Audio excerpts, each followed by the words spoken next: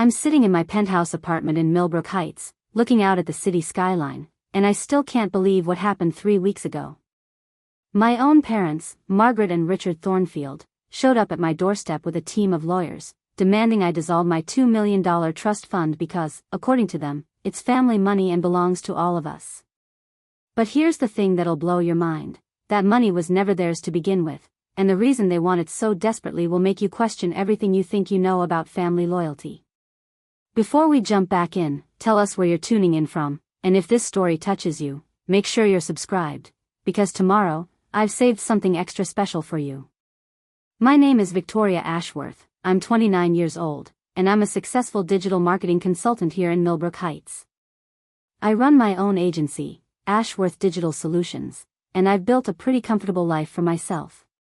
I drive a BMW, live in a gorgeous 2-bedroom penthouse, and I've got that trust fund sitting pretty in the bank, money that was supposed to secure my future.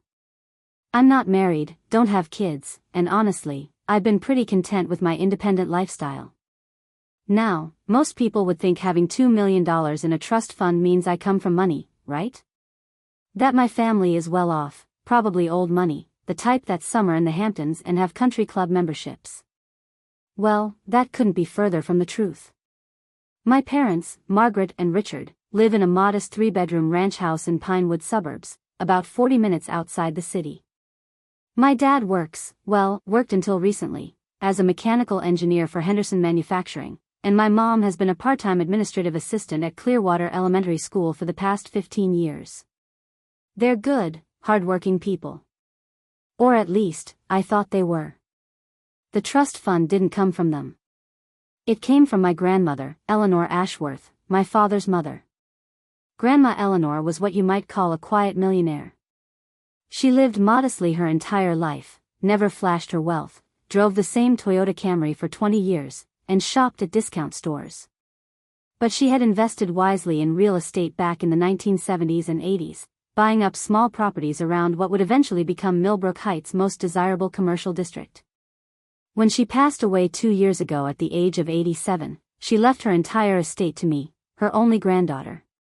The will was crystal clear. To my beloved granddaughter, Victoria Eleanor Ashworth, I leave my entire estate, including all properties, investments, and liquid assets, to be held in trust until her 30th birthday. The lawyers explained that she'd structured it as a trust to protect the money from taxes and to ensure I had time to mature before accessing such a large sum. Smart woman, my grandmother. At the time, my parents seemed genuinely happy for me. Dad even said, "Mom always loved you best, Vic. She wanted to make sure you'd never have to struggle like we did." Mom hugged me and said she was proud that I'd inherited Grandma Eleanor's business sense. There were no arguments, no legal challenges, no family drama. The estate went through probate smoothly, the trust was established, and life went on. For 2 years, everything was normal. I used some of the monthly allowances from the trust to help start my business, and my parents and I maintained our regular relationship. We'd have dinner every other Sunday at their place in Pinewood suburbs. I'd call Mom twice a week, and Dad and I would text each other funny memes and articles about engineering innovations. We were a close family, or so I thought. But then 3 weeks ago, everything changed. I was working from home on a Tuesday morning when my doorman, Carlos, called up to tell me my parents were in the lobby with some important-looking people in suits. I figured maybe they were refinancing their house or something and wanted to celebrate afterward, so I told Carlos to send them up. When my apartment door opened, I was not prepared for what I saw. My mother and father walked in followed by 3 people I'd never seen before, 2 men and 1 woman, all carrying briefcases and wearing the kind of serious expressions that immediately put you on edge. The woman introduced herself as Patricia Henley from Henley, Morrison and Associates, a law firm I'd never heard of. "Victoria," my mother said, her voice shaking slightly, "we need to talk." That's when they dropped the bombshell. They wanted me to dissolve the trust fund and redistribute the money equally among the family. According to their lawyer, since the money originally came from Dad's side of the family, it should be considered family assets rather than individual inheritance. They had documents, precedent cases, and what they claimed was evidence that Grandma Eleanor wasn't of sound mind when she wrote her will. I sat there in my living room, completely stunned, as Patricia Henley laid out their case like she was prosecuting a criminal. They wanted me to voluntarily dissolve the trust and split the $2 million 3 ways, giving my parents roughly $1.3 million and keeping about $670,000 for myself. If I refused, they were prepared to file a lawsuit challenging the trust's validity. But here's what they didn't know, and what makes this whole situation so much more twisted than it appears on the surface. The real reason they want that money, the real reason they've hired lawyers and turned against their own daughter, has nothing to do with family fairness or legal technicalities. It has everything to do with a secret I discovered about my parents just 2 months ago, a secret so shocking that it completely changed how I see my entire childhood. And when I confronted them about it, their response was to try to take my inheritance. What I found out about Margaret and Richard Thornfield will make you understand why they're so desperate for that money, and why I'm never, ever giving them a single cent. Preparing and narrating this story took us a lot of time, so if you are enjoying it, subscribe to our channel, it means a lot to us. Now back to the story. But here's what doesn't make sense about their sudden legal attack on my trust fund. My parents have never, not once in my entire 29 years of life, shown any interest in money or wealth. These are the people who still use coupons at the grocery store, who drive their cars until they literally fall apart, and who taught me that money doesn't buy happiness from the time I could walk. My father, Richard Thornfield, is the kind of man who patches holes in his jeans instead of buying new ones. He's been wearing the same winter coat for 12 years, a thick, navy blue parka that's so faded it's practically gray now. When his work boots finally wore through last year, he spent 3 weeks researching the most affordable replacement pair, comparing prices at 6 different stores before settling on a discounted pair from Walmart. My mother, Margaret, is even more frugal. She still has kitchen appliances from the 1990s that she refuses to replace because they still work perfectly fine. She grows her own vegetables in their backyard garden, not because it's trendy, but because it saves money on groceries. When I was growing up, she would spend entire Saturday afternoons clipping coupons from newspaper inserts, organizing them in a little plastic accordion file that she carried religiously in her purse. These are the same people who, when I offered to take them on a vacation to Europe with some of my business profits last year, declined because they said it was too extravagant, and they wouldn't feel comfortable spending that kind of money, even if it wasn't theirs.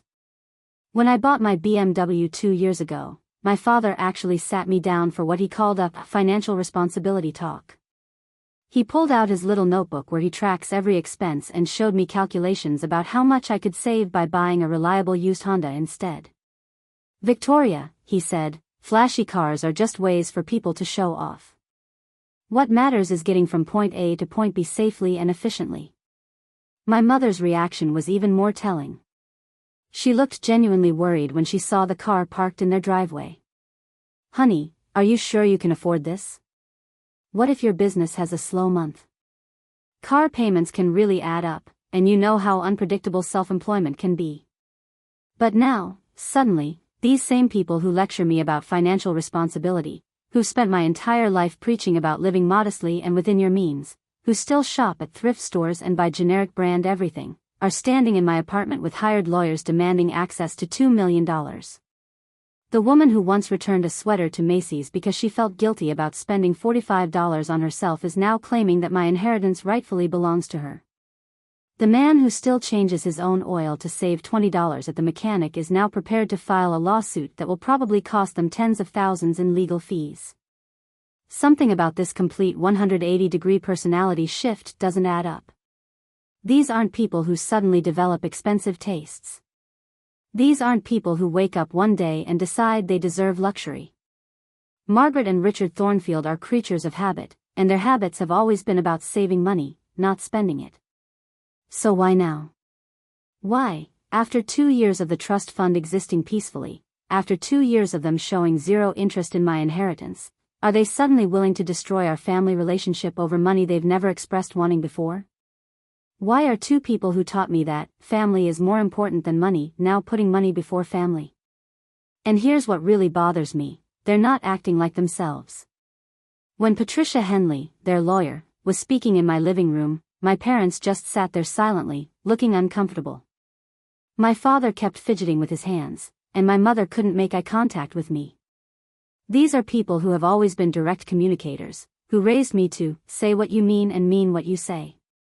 But that day, they let their lawyer do all the talking while they stared at their shoes like guilty children. The Margaret Thornfield I know would have looked me straight in the eye and explained exactly why she felt the money should be shared.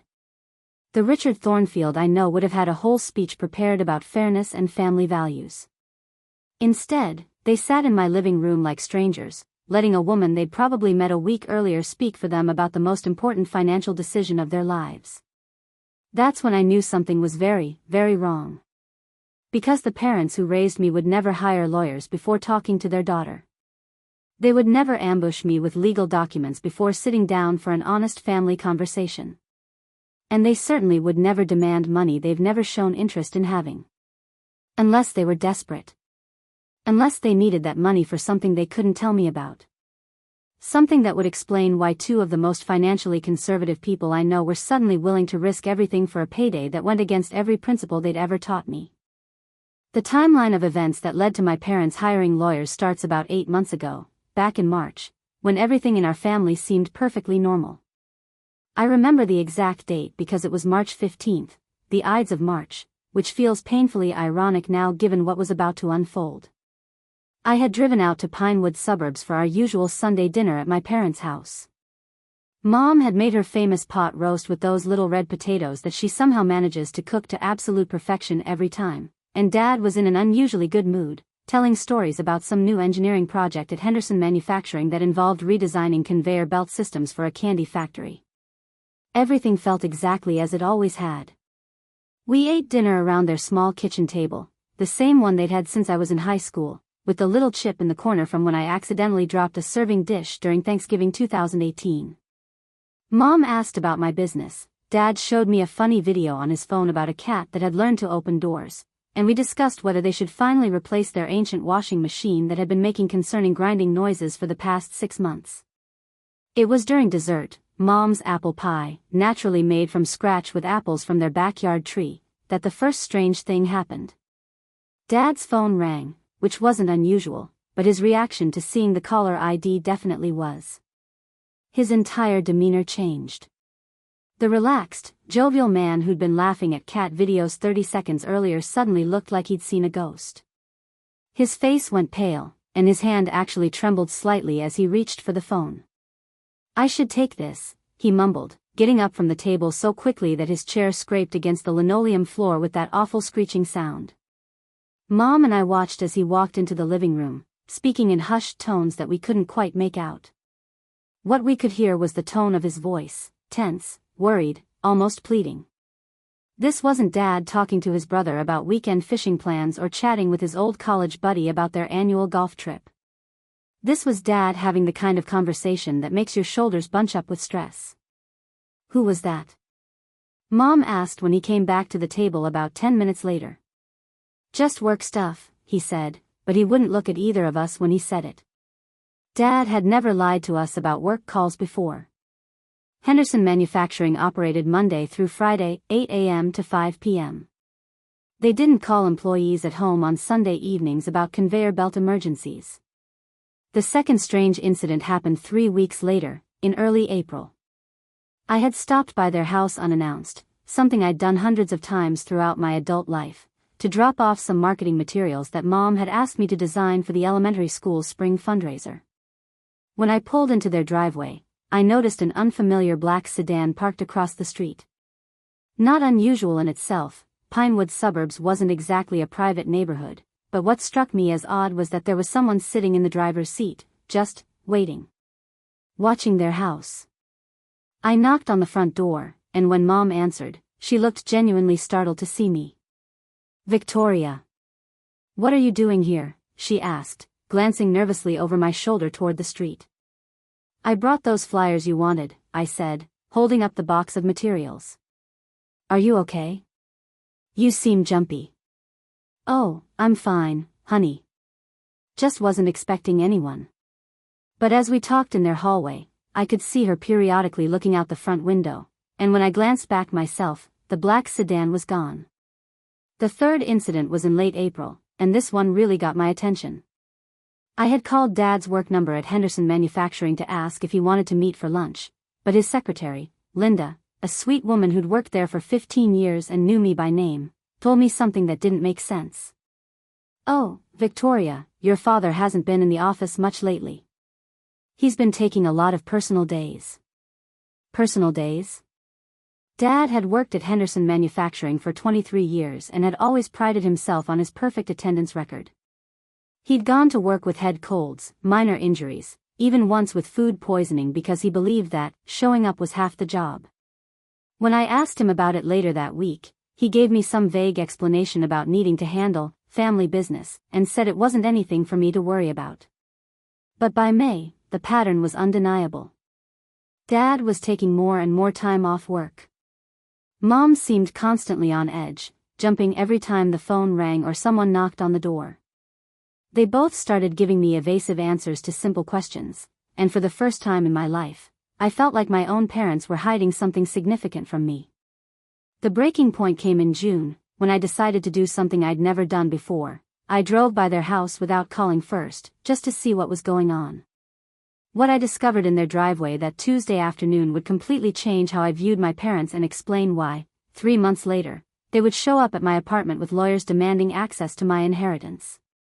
Because what I saw that day revealed a secret they'd been keeping not just from me, but from everyone in our family, our neighborhood, and probably from most of their friends. A secret that would cost them everything they'd spent decades building. And a secret that would make them desperate enough to betray their own daughter for $2 million. When I turned into Maple Grove Lane that Tuesday afternoon in June, I expected to see the usual scene at 847 Maple Grove Lane, my parents' modest ranch house with Dad's old Ford pickup in the driveway and maybe Mom working in her vegetable garden out back. What I saw instead made me pull over 3 houses down and just stare in complete shock. There were 2 massive moving trucks parked in front of their house. Not small rental trucks like you'd use for a garage sale or donation run, but huge commercial moving vehicles with Pinnacle Moving Services written on the sides in bold blue letters. Men in matching uniforms were carrying furniture, boxes, and household items out of the house I'd grown up in and loading them systematically into the trucks. I sat in my car, engine running, trying to process what I was seeing. These weren't delivery trucks. These weren't repair services. These were the kind of moving trucks you hire when you're relocating everything you own. My parents were moving, and they hadn't said a word to me about it. I watched as 2 movers carried out the familiar brown leather couch from their living room, the one where Dad watched his Sunday football games and where Mom and I used to sit together working on jigsaw puzzles when I was little. Then came the kitchen table where we'd shared thousands of meals, followed by Mom's antique dresser that had belonged to her grandmother. This wasn't spring cleaning. This wasn't donating old furniture. This was a complete household relocation, happening in broad daylight, while I, their only child, had absolutely no idea it was taking place. I called Dad's cell phone immediately. It went straight to voicemail. I called Mom's cell phone. Same thing. I called their house landline, the number I'd been dialing since I was old enough to use a phone. Disconnected. That's when the panic really set in. I drove up to the house and parked right behind one of the moving trucks. A supervisor with a clipboard approached me as I got out of my car. "Excuse me, miss, but we're in the middle of a job here. Are you with the homeowners?" "I'm their daughter," I said. "Where are my parents? Where are they moving to?" The man looked genuinely confused. "Ma'am, I just coordinate the logistics. The clients arranged this move through our office. I assumed family members would know about." He trailed off, probably realizing from my expression that I very clearly did not know about whatever this was. "Can you tell me when this move was scheduled?" "Let me check," he said, flipping through papers on his clipboard. "Order was placed 6 weeks ago. Paid in full upfront, cash payment, which is unusual for a job this size. Pickup today, delivery scheduled for Thursday to a storage facility in Riverside County." 6 weeks ago. They'd been planning this for 6 weeks, and I had no idea. "Storage facility?" I asked. "They're not moving to a new house?" "No, ma'am. Everything's going to Secure Store Riverside, Unit 247. We just load and transport. Don't know anything about their long-term plans. I stood there watching strangers pack up my childhood into cardboard boxes and load it onto trucks bound for a storage unit 40 miles away. The pink ceramic lamp that had been in my bedroom until I moved out. The family photos from our hallway. Even the artificial Christmas tree that Mom insisted on using every year because real trees are wasteful and expensive. Everything was disappearing, piece by piece, into those trucks. But the most disturbing part wasn't what they were taking, it was what they were leaving behind. I walked around to the back of the house and peered through the kitchen window. The moving crew hadn't touched anything in there. The refrigerator was still humming. Dishes were still in the sink. Mom's coffee mug, the one with "World's Best Mom," that I'd given her for Mother's Day years ago, was sitting on the counter next to a half-eaten piece of toast. It looked like someone had just stepped out for a few minutes and would be back any moment. But the front yard told a different story. The mailbox was empty, and there was a stack of mail on the front steps that looked like it had been accumulating for days. The newspaper delivery had apparently been stopped. There were no papers anywhere, even though my parents had subscribed to the Pinewood Gazette for over 20 years. I tried calling their phones again.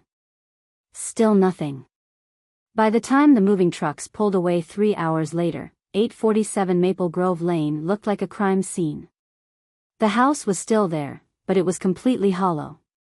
Every piece of furniture, every personal belonging, every trace of the Thornfield family had been systematically removed and transported to a storage facility that my parents had apparently paid for in cash. That evening, I drove to every place I could think of where they might be. Their favorite restaurant. The grocery store where Mom always shopped. The auto parts store where Dad liked to browse on weekends. The church they'd attended sporadically over the years. Nothing. It was like Margaret and Richard Thornfield had simply vanished. I even drove to Henderson Manufacturing the next morning and asked Linda, Dad's secretary, if she knew anything about his whereabouts. "Oh honey," she said, looking genuinely sad. "Your father submitted his resignation letter 3 weeks ago. Effective immediately. After 23 years with the company, he just quit. Didn't even work his 2 weeks' notice." "Did he say where he was going?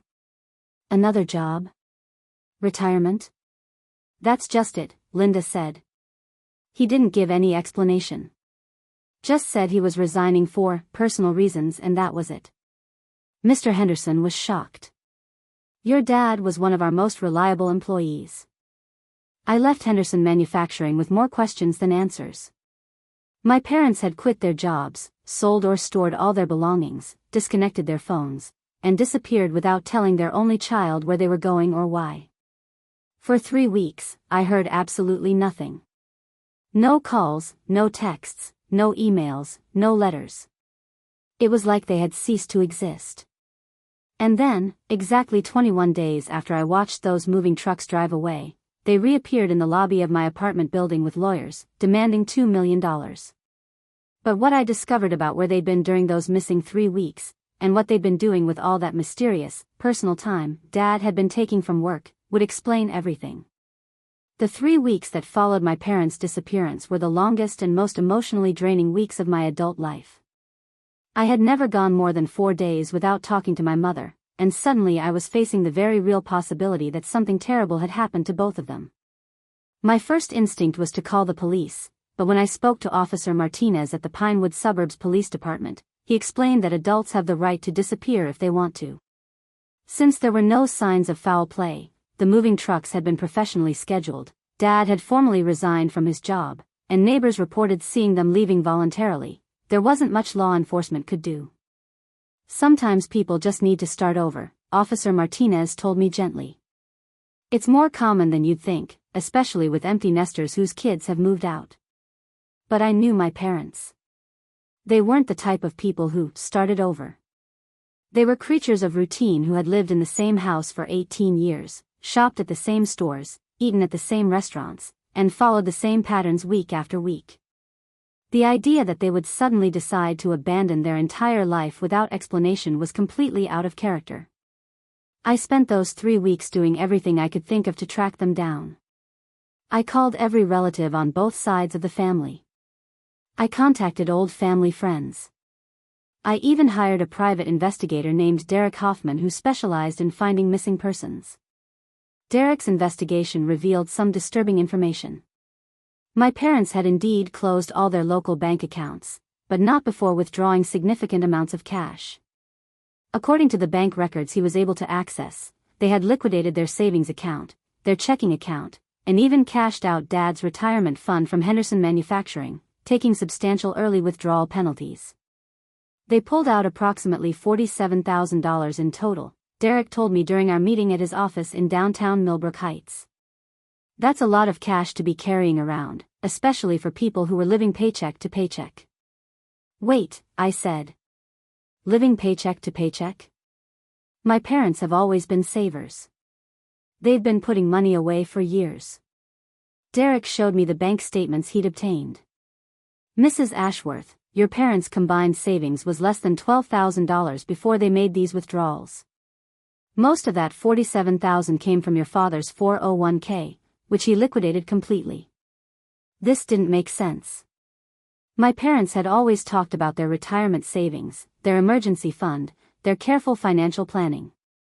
Dad had been contributing to his 401k for over 20 years.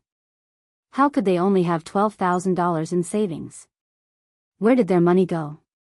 I asked. That's what we need to figure out, Derek said.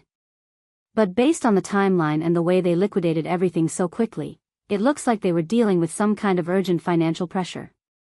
The private investigator's research also revealed that my parents had been making regular trips to Riverside County, the same county where their belongings were now stored, for the past 8 months. Dad's gas station credit card showed purchases at stations along the route to Riverside at least twice a week since the previous October. But the most shocking discovery came when Derek managed to track down the lease agreement for the storage unit. It wasn't rented under my parents' names. It was rented under the name R&M Holdings LLC, a limited liability company that had been registered in Nevada just 2 months earlier. Why would they create a company just to rent a storage unit? I asked. People create LLCs for privacy, Derek explained. Usually when they don't want certain assets or activities traced back to their personal names. By the end of the second week, I was starting to fear the worst. The combination of the secretive behavior, the liquidated assets, the mysterious LLC, and the complete communication blackout suggested that my parents had gotten involved in something dangerous or illegal. I barely slept during those 3 weeks. I kept imagining scenarios where they were being held against their will, or where they'd gotten mixed up with loan sharks, or where Dad's gambling problem that I didn't know about had finally caught up with them. Every possible explanation I could think of was worse than the last. My business suffered because I couldn't concentrate on anything except finding them. I canceled meetings with clients, delayed project deadlines, and spent most of my time either on the phone with Derek Hoffman or driving around Riverside County looking for any trace of Margaret and Richard Thornfield. The emotional toll was devastating. I felt abandoned, confused, and deeply hurt that my own parents would disappear without any explanation. But more than that, I felt responsible somehow, like there was something I should have noticed or some warning sign I should have picked up on. I kept replaying every conversation we'd had over the past months, looking for clues I might have missed. The mysterious phone calls. Dad's frequent absences from work. Mom's nervous behavior. The black sedan parked outside their house. All of it had been leading to this moment, but I couldn't piece together what it meant. During the 3rd week, I even considered the possibility that they were dead. Maybe the move had been staged by someone else. Maybe they'd been kidnapped or killed, and the whole disappearance was an elaborate cover-up. I found myself checking obituaries and accident reports, terrified that I'd find their names.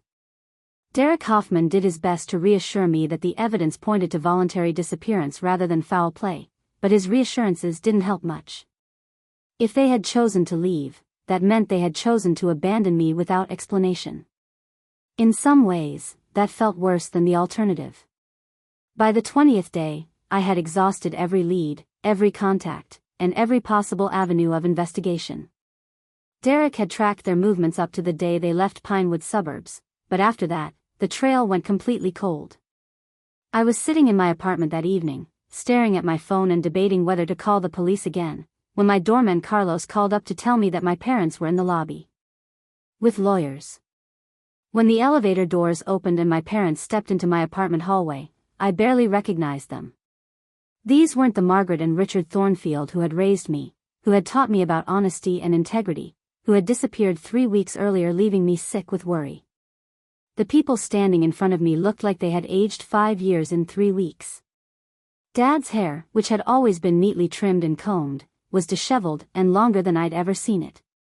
He had dark circles under his eyes that made him look like he hadn't slept properly in months.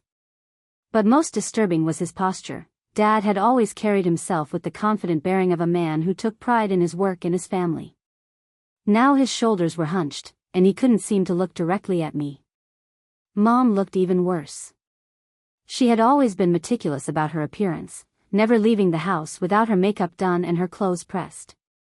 The woman standing in my hallway had clearly lost weight, her clothes hanging loose on her frame. Her hands were shaking, and she kept wringing them together like she was trying to wash something off them that wouldn't come clean. But what really shocked me was the complete lack of emotion in their faces when they saw me. No relief, no happiness, no acknowledgement of the fact that they had put their daughter through 3 weeks of hell, wondering if they were alive or dead. They looked at me like I was a business transaction they had come to complete. After the lawyers, Patricia Henley and her associates, had finished their presentation about dissolving the trust fund and left my apartment, my parents remained seated on my couch. The silence stretched between us for what felt like an eternity. "Where have you been?" I finally asked, my voice barely above a whisper. "We told you," Dad said, his voice flat and emotionless. "We've been dealing with some family business." "Family business?" "Dad, I'm your family. I'm your daughter. I spent 3 weeks thinking you were dead. I hired a private investigator. I called every hospital between here and the Canadian border. What kind of family business involves abandoning your child without a word?" Mom finally spoke up, but her voice was so quiet I had to strain to hear her. "We couldn't tell you, Victoria. You wouldn't understand." "Try me," I said, feeling my anger start to build. "Try explaining why you quit your jobs, sold all your belongings, disappeared for 3 weeks, and then showed up at my door with lawyers demanding my inheritance money." "I'm all ears." That's when Dad said something that made my blood run cold. "Your grandmother never should have left you that money." The way he said it, not sad, not frustrated, but with genuine resentment, made me realize that this wasn't about fairness or family equality. This was personal. "What do you mean?" I asked. "Eleanor always favored you," Dad continued, and for the first time since they'd arrived, he looked directly at me. What I saw in his eyes was pure hatred. "From the time you were born, you were her special little princess. She never cared about us, never helped us when we needed it, but she made sure to set aside millions for her precious granddaughter." I stared at him in shock.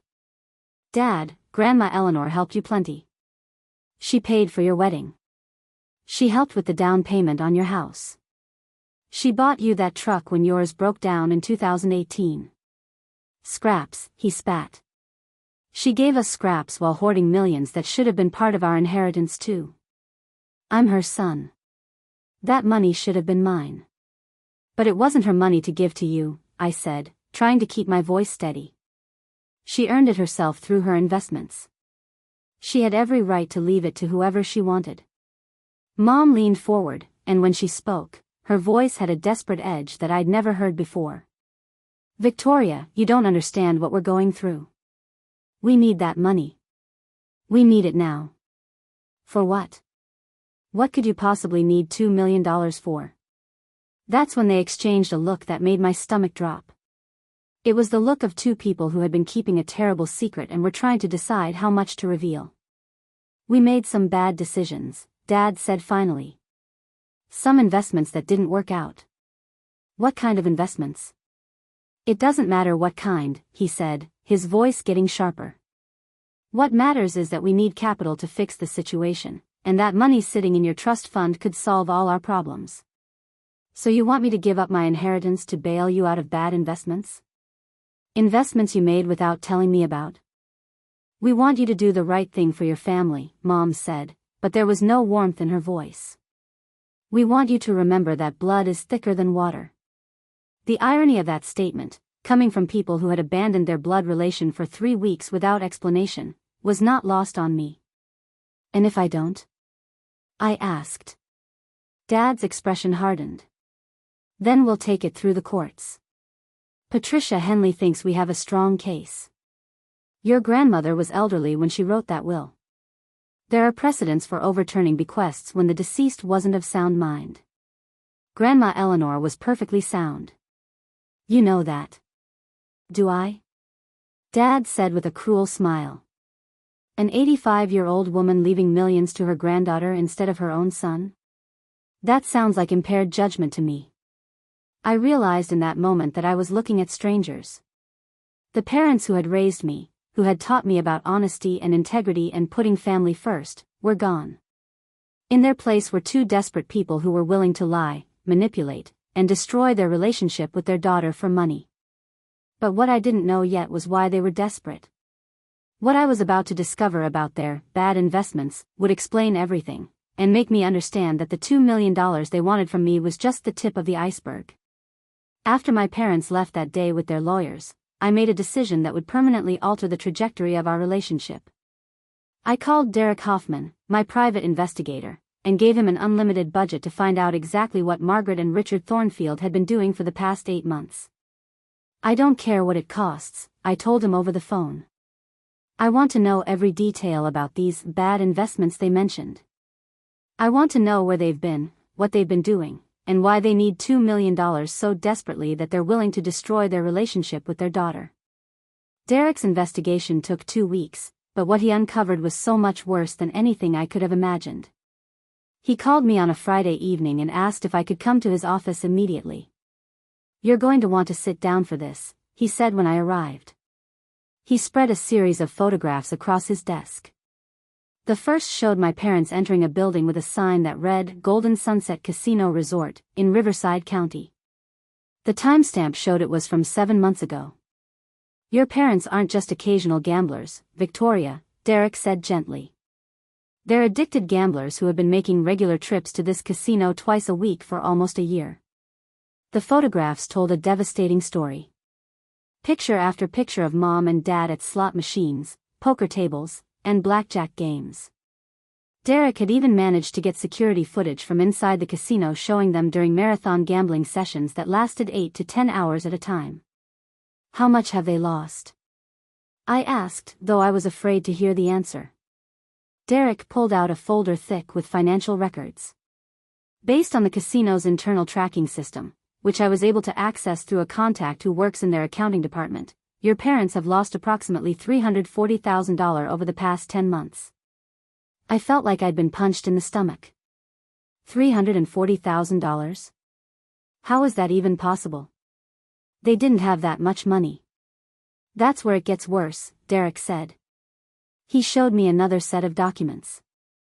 "They started with their savings in your father's 401k, but when that ran out, they began taking advances against their credit cards. Then they took out a second mortgage on their house.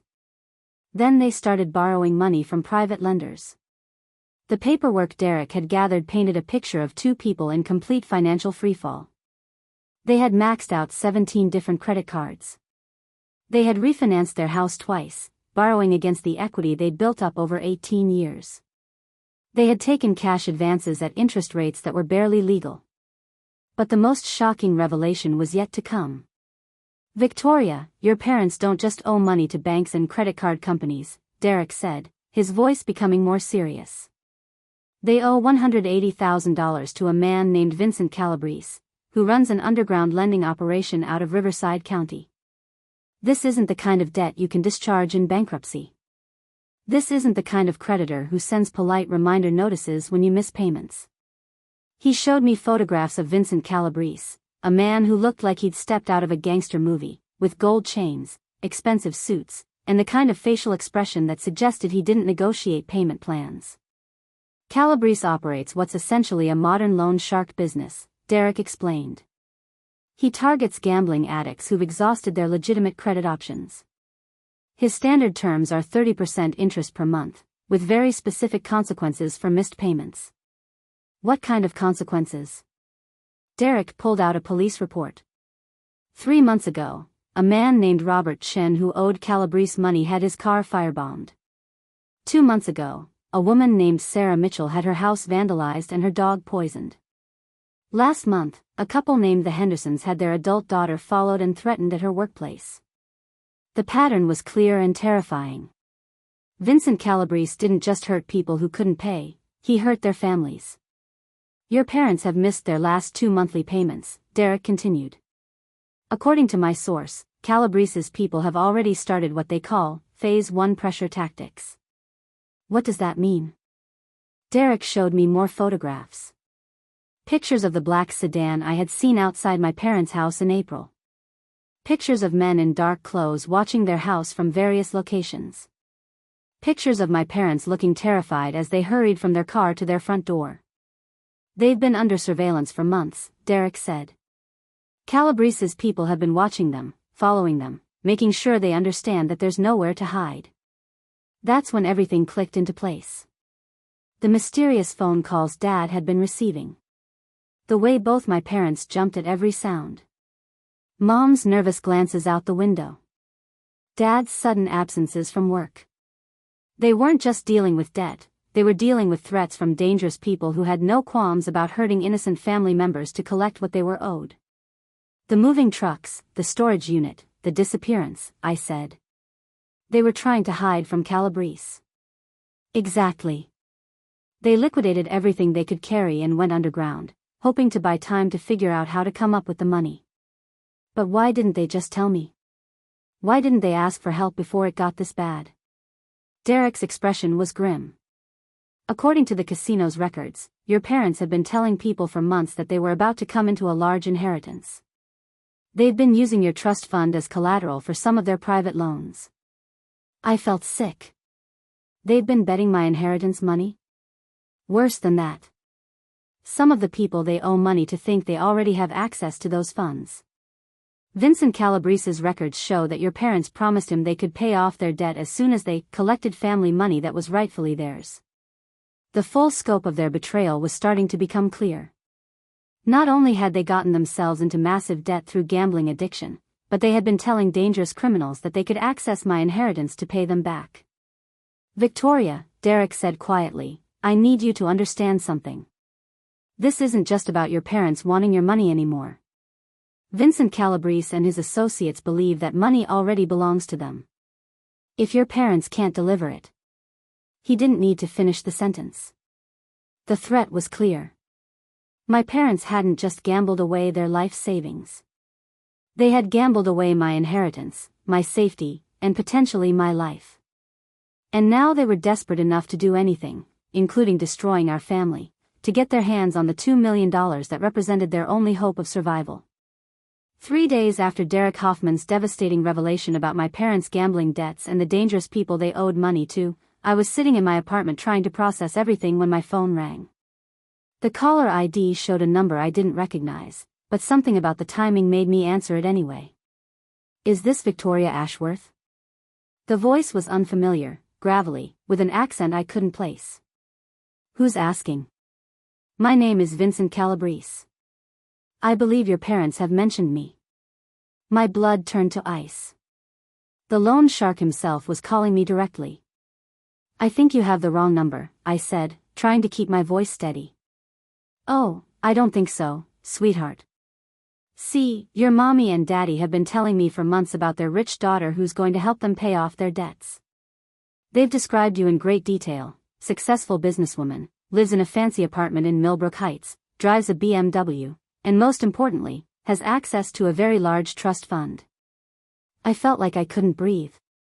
These people had been watching me, learning about my life, planning to involve me in my parents' mess whether I knew it or not. I don't know what my parents told you, but I'm not responsible for their debts. Calabrese laughed, and it was one of the most chilling sounds I'd ever heard. Normally, you'd be right. But see, your parents made their debt my business when they used your money as collateral. They promised me that trust fund as security for their loans. They can't promise you money that doesn't belong to them. Maybe not legally, sweetheart, but in my world, a promise is a promise. And your parents have made a lot of promises they haven't kept. The conversation that followed was essentially a very polite, very articulate threat. Calabrese explained that he considered me an interested party in my parents' debt situation. He made it clear that he knew where I lived, where I worked, what car I drove, and what my daily routine looked like. He mentioned specific details about my life that made it obvious his people had been watching me for weeks or even months. I'm a reasonable businessman, he said. I don't want to hurt innocent people. But your parents owe me $180,000 plus accumulated interest, which brings the total to $247,000 as of today. Every day they don't pay, that number goes up. What does this have to do with me? Your parents told me they could access family money to pay their debt. They specifically mentioned a $2 million trust fund. Now, I've done my research, and I know that money legally belongs to you. But I also know that family members help each other in times of crisis. The implication was crystal clear. Pay your parents' debt, or face the consequences. And if I refuse? Well, let's hope it doesn't come to that. But I will say this, I've never had a client fail to pay me back. One way or another, I always collect what I'm owed.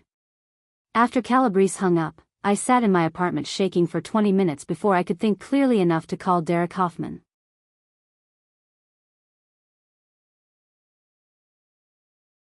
They're escalating, Derek said when I told him about the phone call. This is exactly what I was afraid would happen. Calabrese is putting pressure on you now because your parents have probably told him they're having trouble accessing the trust fund money. What am I supposed to do? I can't pay off their gambling debts with my inheritance. Even if I wanted to help them, that would still leave them with hundreds of thousands in other debts, and it wouldn't address the underlying addiction problem. You're absolutely right, Derek said. But you need to understand that Calabrese doesn't care about your parents' long-term recovery or their other financial problems. He only cares about getting his money back. That's when Derek told me something that made the situation even more complicated. Victoria, I've been doing some additional research, and there's something else you need to know. Your parents aren't Calabrese's only clients who are in default right now. He's dealing with several bad debts simultaneously, which means he's under pressure from his own associates to collect money quickly. That makes him more dangerous, not less. What do you mean? In the loan shark business, reputation is everything. If word gets out that people can default on Vincent Calabrese's loans without consequences, it destroys his ability to operate. He can't afford to look weak right now, which means he's more likely to follow through on his threats. Derek had also discovered that my parents' situation was worse than even they had initially revealed. The $180,000 they owed Calabrese wasn't their only private debt. They had borrowed money from at least 3 other underground lenders, bringing their total private debt to over $400,000. They're in what we call a debt spiral, Derek explained. They've been borrowing money from one loan shark to make payments to another loan shark. It's a mathematical impossibility. The interest rates are so high that the debt grows faster than they could ever hope to pay it off, even if they won access to your entire trust fund. This revelation hit me like a physical blow. Even if I gave my parents every penny of my inheritance, it wouldn't be enough to get them out of trouble. It would just postpone the inevitable while depleting my financial security. So what you're telling me is that my parents have gotten themselves into a situation where no amount of money I could realistically provide would actually solve their problems? That's exactly what I'm telling you. They need help, but they don't need money. They need intervention, addiction treatment, and probably witness protection if they're going to survive this. The next day, I received a text message from an unknown number. It was a photo of me walking into my office building that morning, taken from across the street. The message that accompanied it was simple: "Nice business you have there. Would hate to see anything happen to it." That evening, I found a bouquet of dead flowers outside my apartment door with a note that read, "From your parents' friends. Looking forward to meeting you soon." The psychological warfare had begun. Vincent Calabrese and his associates were making it clear that I was now part of their collection strategy, whether I wanted to be or not. But what happened next would force me to make an impossible choice between my own safety and my moral principles. Because my parents were about to escalate their own pressure campaign in ways that would make Vincent Calabrese's threats look subtle by comparison. The harassment from Vincent Calabrese's people continued for a week after our phone conversation. Dead flowers appeared outside my apartment door every other day. My car was keyed in my building's parking garage. Someone left threatening notes under my office door that detailed my daily routine with disturbing accuracy. But through it all, I held firm to my decision not to pay my parents' gambling debts with my inheritance money. Then, on a Thursday evening, everything changed. I was working late in my home office when my building's fire alarm started blaring. The sound was so loud and jarring that I immediately grabbed my purse and headed for the stairwell, assuming there was an actual emergency. As I made my way down 12 flights of stairs with dozens of other residents, I could smell smoke. When we all gathered in the lobby, the fire department was already there, along with several police officers. Fire Chief Rodriguez addressed the crowd that had evacuated from the building. "We've contained a small fire in the basement storage area," he announced. "It appears to have been deliberately set. We're treating this as arson, and we'll need to interview residents about any suspicious activity they may have observed." My stomach dropped. A deliberately set fire in my building, just days after Vincent Calabrese had been threatening me. This wasn't a coincidence. But when Detective Sarah Chin interviewed me 20 minutes later, she revealed information that made the situation far more complex than I had initially thought. "Miss Ashworth, we found something interesting at the scene," she said, showing me a plastic evidence bag. Inside was a partially burned piece of paper with handwriting I recognized immediately. It was my mother's handwriting. The note read, "This is what happens when family doesn't help family." "Do you recognize this handwriting?" Detective Chin asked. I stared at the evidence bag in shock. That's my mother's writing." "Are you saying your mother might have been involved in setting this fire?" I couldn't answer immediately. The idea that my own mother would commit arson in my building was so far beyond anything I could have imagined that I literally couldn't process it. Detective Chin continued her questioning. "Miss Ashworth, have you been having any conflicts with your family recently? Any disputes over money or property?" That's when I made a decision that I would later regret. Instead of telling Detective Chin about the trust fund dispute, the gambling debts, and Vincent Calabrese's threats, I lied. "No," I said. "We don't have any major conflicts. This must be some kind of mistake." I lied because I thought I could handle the situation privately. I thought that involving the police would make everything worse, potentially putting my parents in legal jeopardy while not actually solving the underlying problem. I thought I could protect them while protecting myself. I was wrong about everything. The next morning, I called my parents directly for the first time since they had left my apartment with their lawyers. My father answered on the first ring. "Victoria? Thank God. We need to talk." "Dad, did you or Mom set a fire in my building last night?" The silence that followed was answer enough. "Victoria, you have to understand," he said finally. "We're desperate. These people are going to kill us if we don't pay them. We've tried everything else." "So you decided to commit arson? In a building where innocent people live?" "Dad, there are families with children in this building. What if someone had been hurt?" "We made sure the fire was small," Mom's voice said in the background. I realized they had me on speakerphone. "We just wanted to send a message. We wanted you to understand how serious this situation is." By committing felonies? By putting people's lives at risk? By doing whatever it takes to survive, Dad said, and his voice had taken on a desperate edge that I'd never heard before. "Victoria, you don't understand what these people are capable of. They showed us photos of what they did to the last person who couldn't pay them. We can't end up like that." What he described next made me physically sick. Vincent Calabrese's associates had shown my parents' crime scene photos from their previous collection activities. Images that were so graphic and violent that Dad couldn't even describe them in detail over the phone.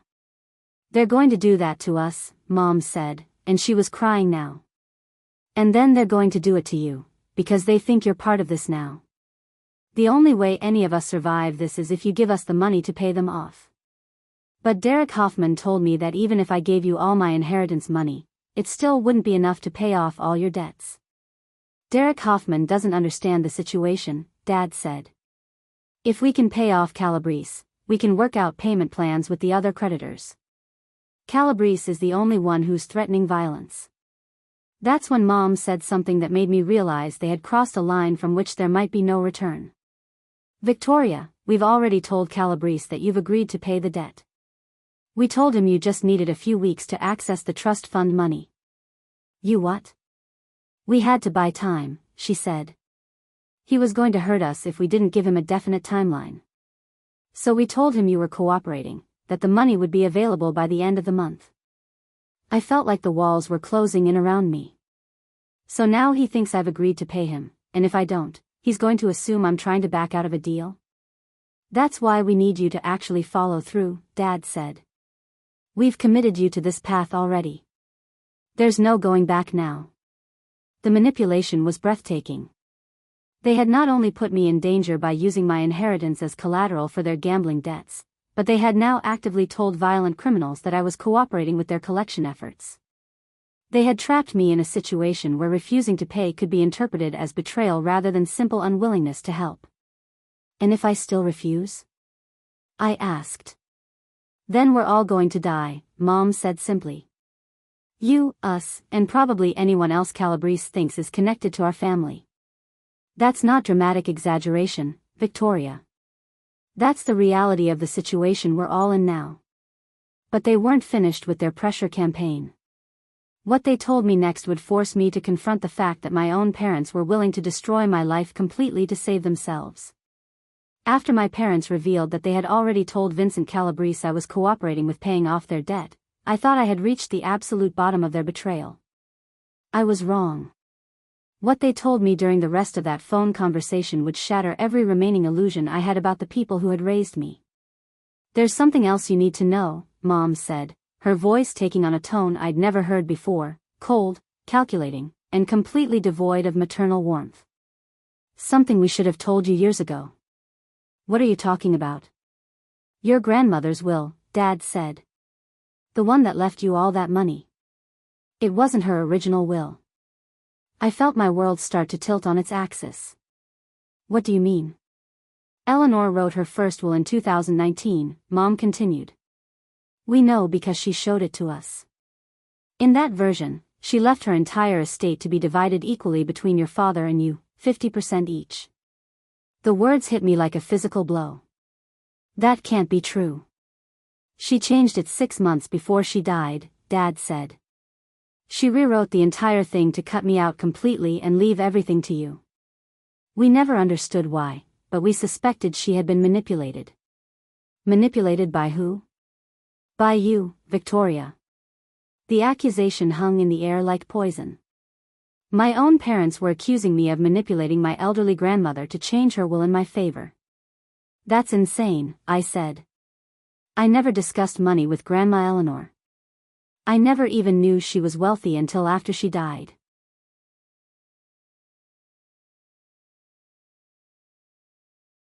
Really? Mom's voice was dripping with sarcasm. You never mentioned your business struggles?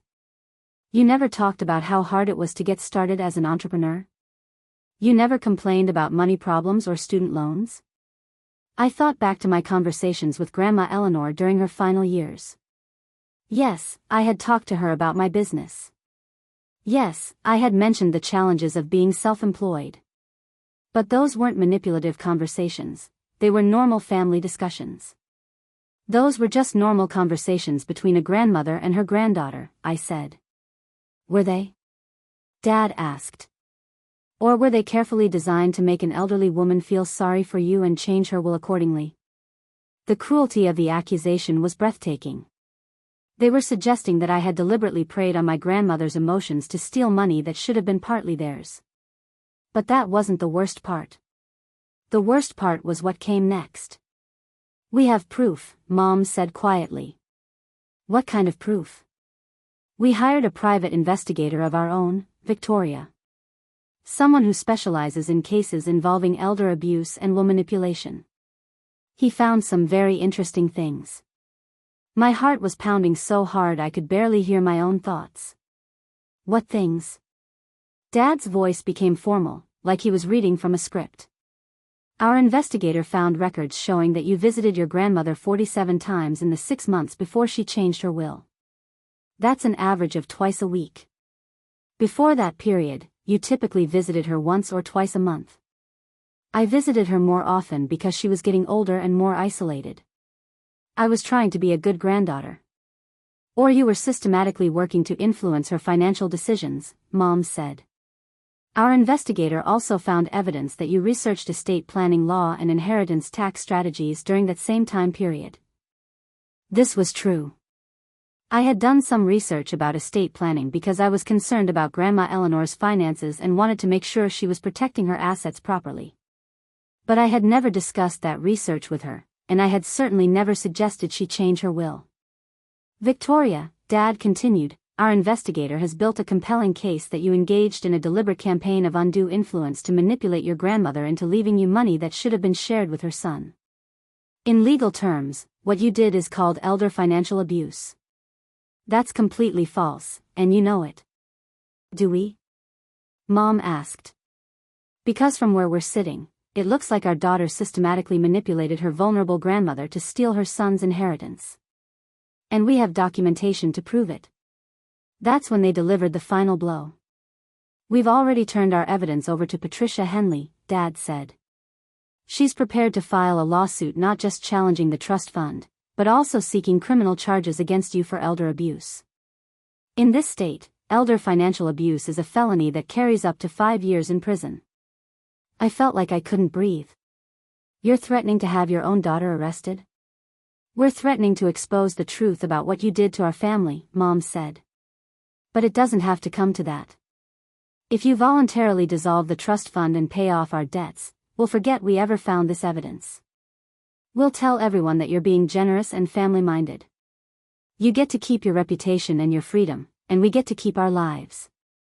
The blackmail was explicit and devastating. They were threatening to destroy my reputation, my business, and my freedom unless I gave them $2 million to pay off debts they had incurred through gambling addiction. You're blackmailing me, I said, barely able to get the words out. We're giving you a choice, Dad corrected. You can do the right thing voluntarily, or you can be forced to do the right thing through the legal system. Either way, that money is going to be used to fix the problems your selfishness created. My selfishness? I didn't create your gambling debts. You created them indirectly, Mom said, by stealing the inheritance money that should have helped us avoid this situation. If your father had received his rightful share of Eleanor's estate, we never would have been in financial trouble in the first place. We never would have started gambling to try to make up the difference. The victim blaming was complete. They had transformed their own gambling addiction into my fault. They had rewritten history to make me the villain and themselves the victims of my supposed manipulation. You have 48 hours to decide, Dad said. Either transfer the money voluntarily, or face the consequences of your actions in court and potentially in prison. But what I discovered during those 48 hours would reveal the most shocking truth of all, one that would explain not just why they wanted my money, but why they were willing to destroy their own daughter to get it. The 48 hours my parents had given me to decide whether to hand over my inheritance or face criminal charges were the longest 2 days of my life. I barely slept, couldn't eat, and found myself pacing around my apartment like a caged animal. But instead of wallowing in despair, I did something that would ultimately save not just my inheritance, but potentially my life. I called Derek Hoffman and told him everything: the arson, the blackmail, the threats of criminal charges, and the accusations about manipulating my grandmother's will. His response was immediate and decisive. Victoria, we need to investigate these claims about your grandmother's original will immediately. If your parents are lying about that, it undermines their entire case. Derek worked around the clock for those 2 days, and what he uncovered was so explosive that it didn't just clear my name, it revealed the true scope of my parents' deception and criminality. The breakthrough came when Derek contacted Eleanor Ashworth's estate attorney, Harold Morrison from Morrison and Associates, the same law firm where Patricia Henley worked. When Derek mentioned that Patricia was representing my parents in a case involving Eleanor's will, Harold's reaction was immediate alarm. Patricia Henley hasn't worked for our firm in over 3 years, Harold told Derek. She was terminated for professional misconduct involving client trust funds. That revelation led Derek to investigate Patricia Henley's current legal status. What he found was shocking. Patricia Henley's law license had been suspended 2 years ago for stealing money from client accounts. She was not legally authorized to practice law or represent clients in any capacity. My parents had hired a disbarred attorney to threaten me with criminal charges. But that was just the beginning. When Derek pressed Harold Morrison about Eleanor's will, the elderly attorney revealed information that completely destroyed my parents' story. Eleanor Ashworth never wrote a previous will leaving money to her son, Harold said definitively. I've been her attorney for 15 years, and she only ever drafted one will, the one that left everything to Victoria. She was very clear about her reasons. What reasons? Derek asked. Harold hesitated before answering. Normally I wouldn't discuss client confidentiality, but given the circumstances and the fact that Eleanor is deceased, I think you need to know. Eleanor came to me specifically because she had discovered that her son Richard had been stealing from her for years. The revelation hit me like a thunderbolt. My father had been stealing from his own mother. Harold Morrison's files revealed the full scope of Richard Thornfield's theft. Starting in 2017, Dad had been systematically draining Grandma Eleanor's bank accounts. He had obtained power of attorney under false pretenses, claiming he needed to help her manage her finances as she aged. Instead, he had been siphoning money for his gambling addiction. Eleanor discovered the theft in early 2021, Harold explained to Derek. She had noticed discrepancies in her bank statements and hired a forensic accountant to investigate. They found that Richard had stolen approximately $280,000 over a 4-year period. My grandmother had never told me about the theft because she was ashamed and heartbroken that her own son would steal from her. Instead, she had quietly changed all her passwords, revoked Dad's power of attorney, and written a will that ensured he would never have access to her remaining assets. Eleanor was very specific about wanting Victoria to inherit everything, Harold continued. She said Victoria was the only family member she could trust not to gamble away her life's work. Derek's investigation also revealed that the private investigator my parents claimed to have hired didn't exist. The evidence of me manipulating my grandmother was completely fabricated. The 47 visits they claimed I had made? Harold Morrison's calendar showed that I had visited my grandmother exactly 12 times in her final 6 months, fewer visits than in previous periods, not more. Every single accusation my parents had made was a deliberate lie designed to extort money from me. But the most shocking discovery was yet to come. Derek found records showing that my parents had been planning this scam for over a year. Phone records revealed dozens of calls between Dad and Vincent Calabrese dating back 14 months, long before their gambling debts had reached crisis levels. Text messages showed that they had been coordinating the entire pressure campaign, with Calabrese playing the role of dangerous loan shark to motivate me to pay up quickly. Vincent Calabrese wasn't just a creditor they owed money to. He was their partner in an elaborate extortion scheme designed to steal my inheritance. The whole thing was a setup. The mounting gambling debts, the threatening phone calls, the surveillance, the arson, the fake lawyer, the false accusations, everything had been orchestrated to pressure me into voluntarily handing over $2 million. My own parents had spent over a year planning to defraud me of my inheritance through an elaborate psychological manipulation campaign. When Derek presented me with all the evidence on the morning of the second day, I felt a mixture of relief and devastation. Relief that I wasn't crazy, that the accusations against me were false, and that I wouldn't lose my inheritance. But devastation that the people who had raised me were capable of such calculated cruelty. "What do you want to do?" Derek asked. I thought about everything my parents had put me through. The weeks of terror. The threats against my safety. The arson in my building that could have hurt innocent people. The psychological torture of making me believe I was a criminal who had manipulated my dying grandmother. I picked up my phone and called Detective Sarah Chen. "Detective Chen? This is Victoria Ashworth. I need to report a conspiracy to commit extortion, insurance fraud, elder abuse, and several other felonies. And I have evidence that will prove everything." 2 hours later, police arrested Richard and Margaret Thornfield at the storage unit in Riverside County where they had been hiding. Vincent Calabrese was arrested at his office the same day.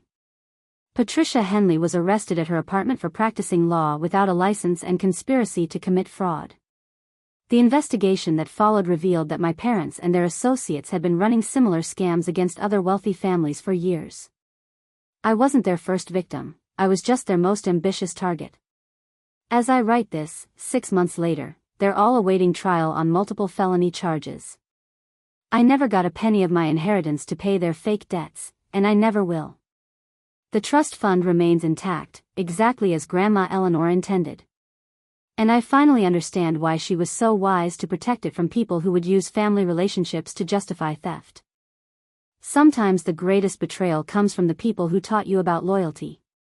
But sometimes protecting yourself from that betrayal is the most important lesson you'll ever learn. Up next, you've got 2 more standout stories right on your screen. If this one hit the mark, you won't want to pass these up. Just click and check them out.